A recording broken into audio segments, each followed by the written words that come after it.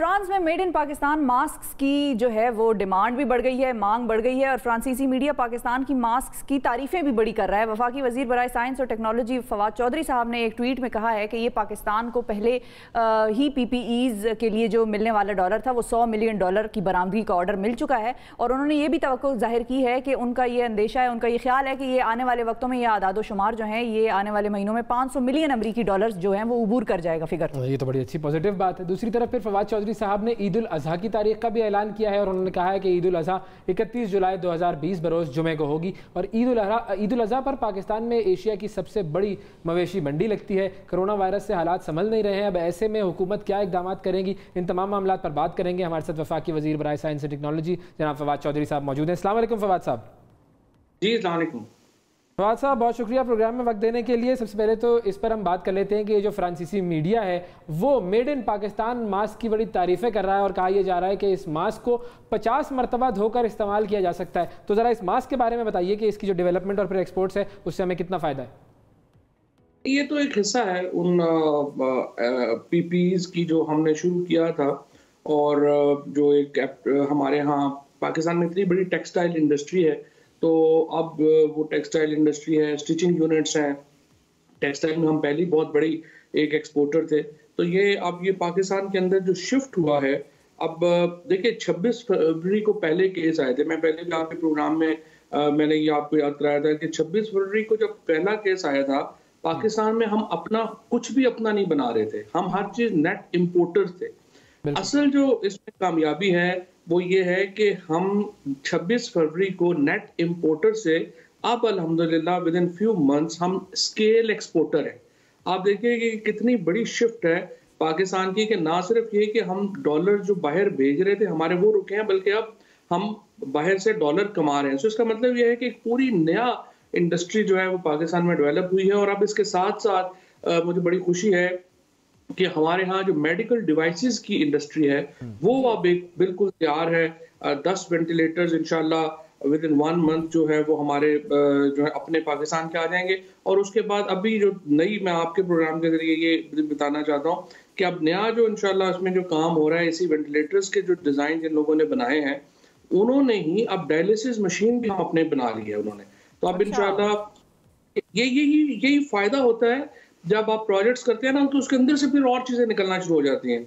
अब चूंकि वेंटिलेटर बड़ी कॉम्प्लेक्स मशीन थी, तो जो इंजीनियर इस पे काम कर रहे थे उन्होंने साथ कहा कि ये डायलिसिस भी बन सकता है, डायलिसिस पे तो इस तरह की जो मशीनरी अब पाकिस्तान में बनना शुरू हो जाए। मशीन्स में हम एंटर हो गए हैं, फिर ये कह सकते हैं हम सोफिस्टिकेटेड मेडिकल मशीन्स में एंटर हो गए हैं, जो एक बिल्कुल नई आप समझिए कि इंडस्ट्री होगी और बहुत इसके अंदर पोटेंशियल है। और इंशाल्लाह ये अब हमने रूल्स रेगुलेशंस को भी पूरी तरह से, कल हमने परसों अपना MOU साइन किया था हेल्थ मिनिस्ट्री के साथ, तो अब इंजीनियरिंग काउंसिल को और पाकिस्तान इंजीनियरिंग बोर्ड ये मिलके एक नया मैकेनिज्म हम बना रहे हैं जो हमारे यहाँ मेडिकल डिवाइसेस को प्रमोट करेगा। ठीक है। अच्छा, अब एक और चीज़ भी लोग पूछते हैं और वो इसलिए भी पूछते हैं कि हम अभी प्रोग्राम में शुरू होने से पहले बात कर रहे थे कि क्योंकि हम रस्सी जो है वो सांप का जो डसा हुआ होता है वो छाछ भी फूक फूक कर पीता है, तो जब भी हम कोई चीज़ बनाते हैं, का डसा हुआ नहीं होता जो छाछ फूक फूक कर पीता है, वो जो सांप का डसा होता है वो रस्सी से डरता है और जो दूध का जला होता है वो छाछ फूक फूक कर पीता है। चले दो को मिक्स कर दिया ना, समझ तो आ गई। वो प्रॉब्लम हमारी ये है कि हम क्योंकि हम जब भी कोई चीज़ पाकिस्तान में बनाते हैं वो बाहर की क्वालिटी और होती है जो हम एक्सपोर्ट कर रहे होते हैं और पाकिस्तान में बिकने वाली क्वालिटी जो है वो और होती है। लोग उस पर एतराज़ करते हैं कि भाई हम जो है वो सब स्टैंडर्ड क्वालिटीज़ अपने लिए रख लेते हैं, अपने लोगों के लिए, और जो बहुत आला मायार की चीज़ें हम बनाते हैं स्टैंडर्ड्स पर, जो पूरी उतरते हैं इंटरनेशनल स्टैंडर्ड्स पर, वो हम बाहर भिजवाते हैं। तो क्या अब जब हम मास्क और ये सारी PPEs बना रहे हैं जो कि हम एक्सपोर्ट कर रहे हैं, तो क्या सेम क्वालिटी होगी जो पाकिस्तान में भी बिकेगी हमारी पाकिस्तानी गुड्स की और बाहर भी जाएगी? अच्छा, ये मेडिकल डिवाइसेस में जो है ये इशू इसलिए नहीं होगा कि ये जो अलाउ हो रही हैं वो ही यूरोपियन स्टैंडर्ड्स जो हैं वो रखी हैं, और इसलिए जो भी यहाँ पे इक्विपमेंट बन रहा है वो यूरोपियन स्टैंडर्ड्स का है। सो पाकिस्तान के अंदर भी और बाहर भी वो सेम ही जा रहा है। लेकिन ओवरऑल आपकी बात बिल्कुल ठीक है। ये जो पाकिस्तान में देखें जब तक, और ये मैं पूरी कोशिश कर रहा हूँ फ्रेंकली, मैंने इलेक्ट्रॉनिक्स के स्टैंडर्ड्स बनाए हैं, मैं अब गाड़ियों के स्टैंडर्ड्स जो हैं वो हम बनाना चाह रहे हैं।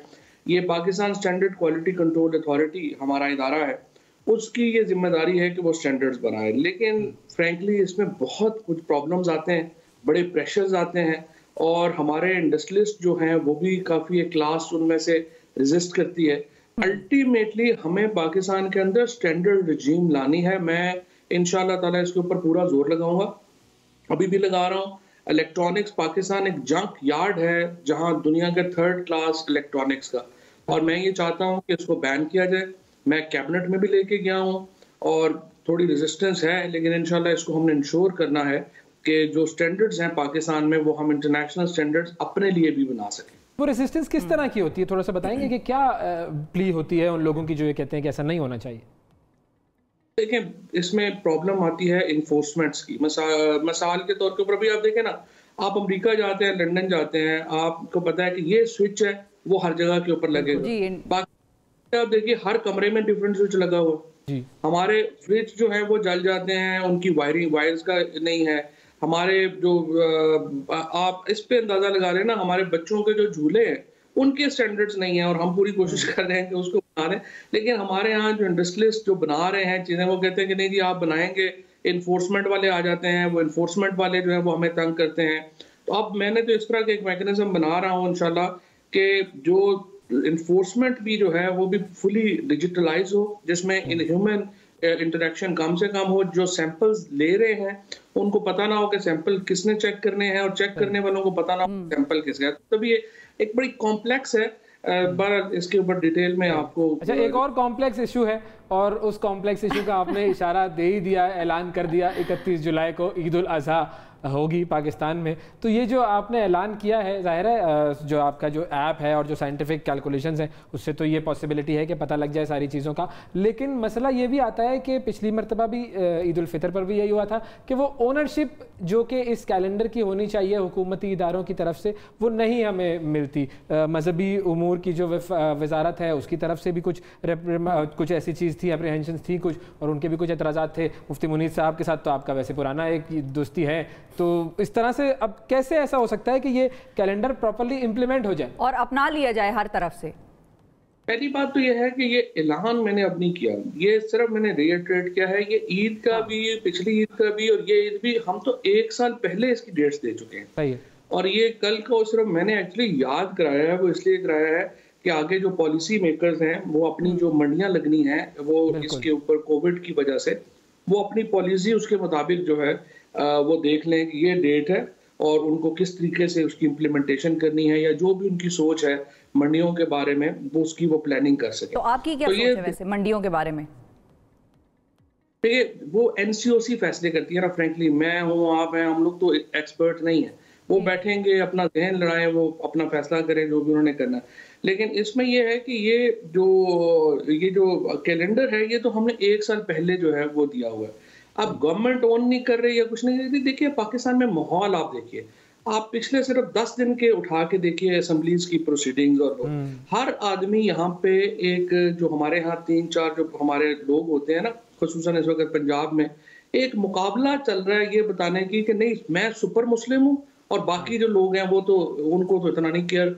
तो रोजाना एक नई रेजोल्यूशन आती है, वो कभी हम कह देते हैं कि जी ये डिग्री नहीं हम देंगे जब तक आप कुरान पाक तो है। हम तो जब बचपन में पहला लफ्ज पढ़ते हैं तो वो कुरान से शुरू करते हैं और तर्जुमे के साथ कुरान खत्म करते हैं हमारे बच्चे। लेकिन हमने कहा नहीं यूनिवर्सिटीज में हम डिग्री तर्जुमे के साथ तो हमारे यहाँ पे नहीं होता है। ये तो हम तो वो कुरान खत्म करने की दौड़ में होते हैं। कुरान को अरबी में पढ़ रहे होते हैं, तर्जुमा तो आप अगर 100 लोग उठाएं तो उसमें से शायद 2-4 मिले। लेकिन ये जो सारा काम हो रहा है ना, बेसिकली वो हो ये रहा है कि मैं बताना ये चाहता हूँ कि मैं एक्चुअली जो है ना सबसे ज्यादा इस्लाम का और केयर जो है ना सुपर मुस्लिम मैं हूँ, बाकी लोगों को नहीं पता।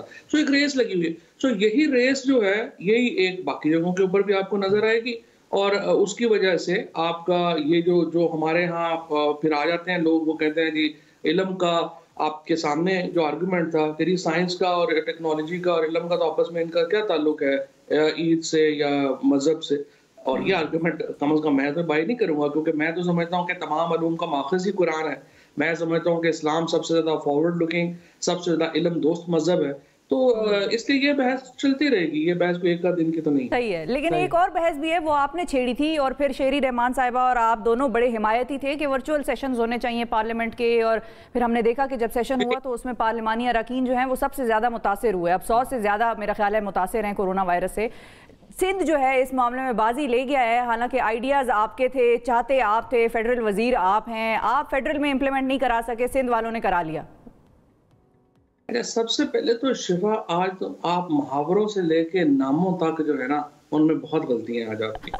ये शेरी मजाक है, शेरी रहमान नहीं। हाँ। नहीं, शेरी रहमान साहिबा ने बहुत पहले ट्वीट की थी, उन्होंने बरतानवी पार्लियामेंट का जो है उस ट्वीट में जिक्र किया था। मुझे बड़ी अच्छी तरह याद है, मैं आपको निकाल देती हूँ, देखिए ये गलती नहीं है मेरी, नामों में रिसर्च मेरी पक्की होती है, ये मुहावरे मिक्स कर दिए मैंने। ठीक है, तो दूसरी बात यह है कि मैंने तो सिंध गवर्नमेंट को मुबारकबाद दी है और ये बड़ा उन्होंने फॉरवर्डिंग काम किया है, और मैं ये समझता हूँ कि अगर पहले हम करते तो इतने लोग बीमार ना होते, और अनफॉर्चुनेटली अब बहुत पार्लियामेंट के 100 से ज़्यादा अरकान जो हैं वो ऊपर और नीचे जो है वो नेशनल और प्रोविंशियल असम्बलीज के वो बीमार हैं, तो अल्लाह उनको सेहत दे।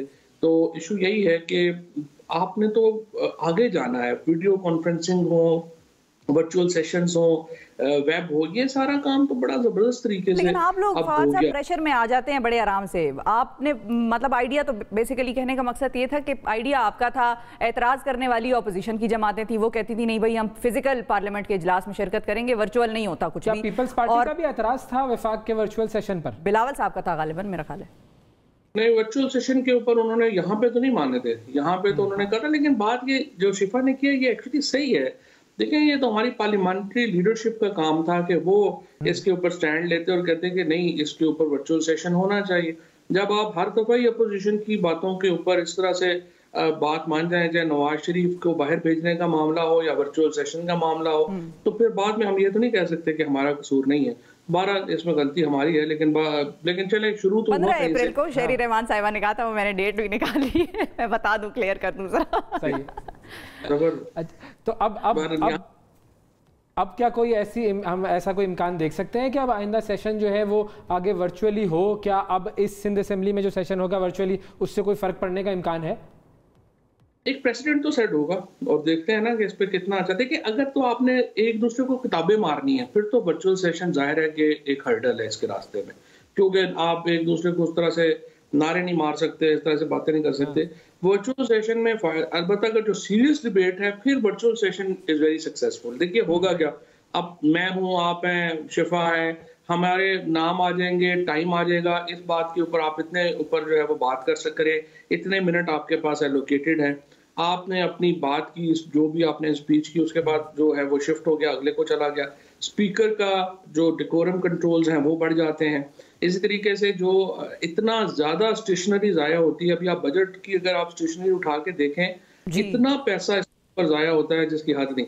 ये सारी चीजें जो है वो बच सकती हैं। हाँ, ये बात इसमें जरूर है कि आप स्पीकर डाइस को उस तरह से आप नहीं कर सकेंगे, उसके बाद आप एक दूसरे के ऊपर कागज नहीं फेंक सकते, नारे नहीं लगा सकते, उस मजा नहीं आएगा, सेशन में एंजॉयमेंट नहीं रहेगी कोई, ये लेकिन काम हो जाएगा, काम हो जाएगा।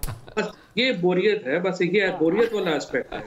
अच्छा, एक और चीज़ है, वो ये कि जो इस वक्त इकदाम किए जा रहे हैं कोरोना के हवाले से हुकूमत की तरफ से, दोबारा से हम स्मार्ट लॉकडाउन की तरफ जा रहे हैं। अब ये थोड़ी सी, मैं इस मामले में मैं खुद भी ज़रा शशोपंज का शिकार हूँ कि कितना कसूर अवाम का है और कितना कसूर हुकूमत का है। ये जो सूरत हाल पर हम आज खड़े हैं कि जब ऐसा उमर साहब को कहना पड़ रहा है कि 3 लाख केसेज इस महीने के आखिर में हो जाएंगे, जुलाई के आखिर में 12 लाख केसेज हो जाएंगे, इसमें हुकूमत की अपनी पॉलिसी इंप्लीमेंटेशन का कितना कसूर है और अवाम का कितना कसूर है? देखिए, मेरा ये ख्याल है कि ये अवाम का भी इतना कसूर नहीं है और हुकूमत का भी इतना कसूर नहीं है। देखिए, प्रॉब्लम क्या है, हम लोग प्रोग्राम नहीं हुए ना इस तरह। ये अगर मुझे, आपको, हम लोगों को 3-4 दिन 5 दिन एक कमरे में रहना पड़ जाए तो पसीने छूट जाते हैं, बंदा क्या करे। हम लोग तो एक दूसरे से मिलने मिलाने में, एक दूसरे के घर आने जाने में, हाथ मिलाना, ये सारा एक हम प्रोग्राम है, ह्यूमन इज प्रोग्राम, हमारी डिपेंडेंस है एक दूसरे के ऊपर। और ये चीज फौरी तौर के ऊपर इतनी जल्दी एक्सपेक्ट करना कि लोग अडॉप्ट कर लेंगे, वो भी गलत है। हुकूमत से ये एक्सपेक्ट करना कि हर एक के पीछे सूटी लेके खड़ी हो जाएगी और जो नहीं अडॉप्ट करेगा उसके ऊपर डंडे मारेंगे और उठा के जेलों में डाल देंगे, ये भी मेरा ख्याल है सही नहीं है। नहीं, लेकिन फाइन्स और जो मतलब जुर्माने वगैरह है वो इम्पोज नहीं होने चाहिए क्या? अगर बाकी ममालिक दुनिया के कर रहे हैं, जहां पर बड़ी सिविलाइज्ड कौमें भी हैं, मतलब पढ़ी लिखी, बड़ी हर चीज़ को रूल्स एंड रेगुलेशंस को फॉलो करने वाली, तो क्या हमारी कौम पे ये नहीं होना चाहिए कि इम्पोज कर दें हम बहुत सारे फाइन्स के भाई जिसने मास्क नहीं पहना उसको इतने 100 जुर्माना, और मतलब इसी चीज से रुकेंगे अब? और कैसे? आपकी बात भी ठीक है कि वो डंडे लेके तो हुकूमत नहीं ना खड़ी हो सकती हर एक के पीछे। मैं आपको बता, मेरा एक दोस्त है इटली में है, इटली से आया वो, उसने कहा देखो जब पहले हुकूमत ने कहा कि आप एहतियात करेंगे, खराबी है, किसी ने नहीं सुनी। कहते फिर एक दिन खबर आई 50 बंदों की एक दिन में डेथ हो गई, लोगों ने नहीं सुना। फिर 100 बंदे की डेथ हो गई, फिर भी लोगों ने तो खास ध्यान नहीं दिया। जब 200 पे 300 पे पहुंचे तो एकदम थोड़ा सा हमें लगा कि ये क्या हो गया, और जब 500-600 के ऊपर गए तो फिर एक मौत का सकूत हो गया और पूरा इटली जो है वो खाली हो गया, और पहले नहीं हुआ। लेकिन इशू ये है, ये ह्यूमन साइकी नहीं है। जब भी आप ह्यूमन साइकी, और ये जो हम यहाँ पे मिसाल दे रहे होते हैं ना न्यूजीलैंड की, न्यूजीलैंड 48 लाख की आबादी का मुल्क है, लाहौर हाफ आबादी का मुल्क है, सऊदी अरेबिया 2.5 करोड़ की आबादी का मुल्क है, यूएई 37 लाख की आबादी का जो है वो, दुबई जो है वो 37 लाख है। आप इन मुल्कों की मिसालें आप 22 करोड़ के मुल्क की आबादी पे नहीं लगा नहीं दे सकते, बिल्कुल। इसीलिए तो कह रहे हैं फाइन्स हो सकते हैं, फाइन्स तो होंगे तो ही लोग हमारे सीरियस होंगे, हमारे लोग इस तरह तो सीरियस होते नहीं है। लेकिन क्या ऐसा नहीं हो सकता कि आप एक शहर को मॉडल ले लेते? फॉर एग्जांपल हम जब विफाक की बात करते हैं तो इस्लामाबाद विफाक के कंट्रोल में आता है, और इस्लामाबाद में इस वक्त 8-8.5 हज़ार केसेस हैं। तो क्या ऐसा नहीं हो सकता था कि इस्लामाबाद को एक मॉडल केस बनाया जाता और उस मॉडल के ऊपर वो तमाम रूल्स इंप्लीमेंट किए जाते जो हुकूमत चाहती है, और फिर उसके बाद जब यहाँ से कोरोना का खात्मा होता तो आप दिखा सकते थे कि ये देखो ये तरीकाकार होता है, बाकी भी फॉलो को फिर कोई एतराज़ नहीं रहता। जो भी एतराज़ करने वाले हैं या अपोजिशन है उनको एतराज़ नहीं रहता। मॉडल पहले इन्होंने तो बड़ा अच्छा कंट्रोल कर लिया था। आपने देखा एयरपोर्ट्स के ऊपर पाकिस्तान वाज प्रोबेबली सेकंड और third country in the world जहां पे एयरपोर्ट जो है रेगुलेशन हो गई थी। और हमारे यहाँ जो कोरोना आया है वो तो फ्रेंकली आया है या तबलीगी वालों से या ज़ायरीन से, और वो लोग जब यहाँ पे आए वालों से भी नहीं, शॉपिंग वालों के बाद में आया ना। पाकिस्तान के अंदर जो कोरोना आया वो रेगुलर एयरपोर्ट से नहीं हुआ, वो यहाँ पे पोरस बॉर्डर से जो है वो एंटर हुआ, और आप उनको जो है वो आप कंट्रोल नहीं कर सके थे। इसकी वजह ये है कि फिर उसके बाद अब हमारा जो है जाहिर है कि उससे बाद जो है लाइन लगी। अब 100% कंट्रोल, जीरो कंट्रोल होता नहीं है, लेकिन बात आपकी भी में भी वजन है कि छोटे मॉडल जो है वो शहरों में बनाए जा सकते हैं और उनके ऊपर इम्प्लीमेंटेशन जो है वो हो सकती है। ये काम हुकूमत ने नहीं किया। मेरा ख्याल है कोशिश तो शुरू से जो है वो कर रहे हैं, लेकिन ये एमसीओसी का इदारा बनाया है, वहाँ पे सारे लोग बैठते हैं, वो उनमें एक्सपर्ट्स भी हैं, उनमें गवर्नमेंट के भी नुमाइंदे हैं, फौज के भी नुमाइंदे हैं, ये तो वो सब लोगों ने डिस्कशन की होंगी।